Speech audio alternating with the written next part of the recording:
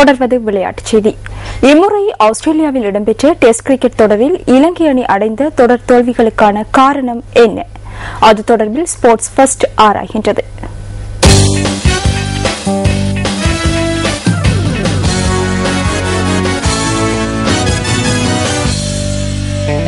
ஆஸ்திரேலிய மண்ணில் இடம்பெற்ற test cricket போட்டிகளில் இலங்கை அணி இதுவரை எவ்வித வெற்றிகளையும் பதிவு செய்யவில்லை.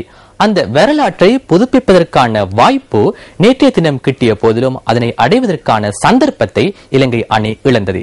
இந்த தொடரில் ஆஸ்திரேலிய அணி நடைபெற்ற 3 டெஸ்ட் கிரிக்கெட் போட்டிகளிலும் இலங்கை அணி 3-0 என்ற அடிப்படையில் தோல்வியடைந்து டெஸ்ட் தொடரை ஆஸ்திரேலியாவுக்கு பறிகொடுத்தது.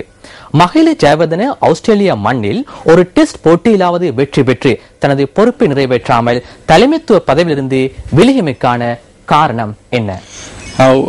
මං හිතන විදියට තරඟාවලියේදීම බැලුවොත් අපි හොඳ තරඟයක් දුන්නේ ප්‍රථමයෙන්ම ක්‍රීඩා කළ ටෙස්ට් තරඟයේදී මම හිතන හෝබා சிரேஷ்ட வீரர்கள் சிறந்த முறையில் விளையாடவில்லை என்று கூற வேண்டும்.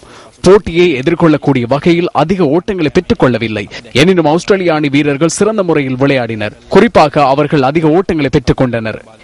இலங்கை அணி அடைந்த தோல்வி தொடர்பில் www.newsfirst.lk எனும் எமது இணையதளத்தினூடாக ரசிகர்கள் பலர் கருத்துக்களை பதிவு செய்துள்ளனர்.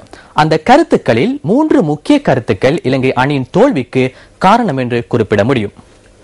முதலாவது விடயமாக, விளையாட்டு வீரர்களும் அதிகாரிகளும் தமது தனிப்பட்ட தேவைகளை நிறைவேற்றிக் கொள்வதில் அக்கறை செலுத்துகின்றார்களே தவிர நாட்டின் விளையாட்டுத்துறையை முன்னேற்ற வேண்டும் என்ற எண்ணத்துடன் அவர்கள் செயற்படாமை.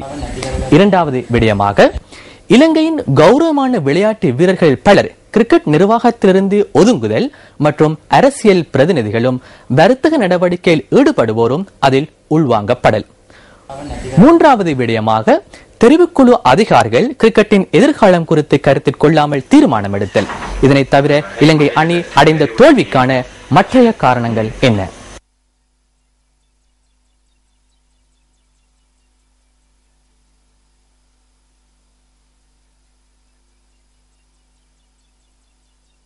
ஒட்டுமொத்தமாக கூறுவதென்றால் போட்டியில் கலந்து கொண்ட அணி போட்டிக்கு முன்னர் பயிற்சிகளை பெற்று தயார் நிலையில் இருந்ததா என்பது அனைவருக்கும் உள்ள பிரச்சனையாகும். இலங்கையில் நியூசிலாந்துடன் நடைபெற்ற போட்டியின் போது ஆஸ்திரேலிய மண்ணில் எவ்வாறு போட்டியை எதிர்கொள்வது என்பது தொடர்பில் பயிற்சி பெறவில்லை. அதற்கான ஆயத்தங்களை மேற்கொள்ளவில்லை. டெஸ்ட் தோல்வியின் கருப்பு புள்ளியை மறைத்துக் கொள்வதற்கான வாய்ப்பு எதிர்வரும் 11ஆம் தேதி கிடைக்க உள்ளது. 5 போட்டிகளை கொண்ட சர்வதேச ஒருநாள் கிரிக்கெட் போட்டியை இலங்கை அணி எவ்வாறு எதிர்கொள்ளப் போகின்றது? ஸ்போர்ட்ஸ் ஃபெஸ்ட் தொடர்ந்தும் அவதானத்துடன்.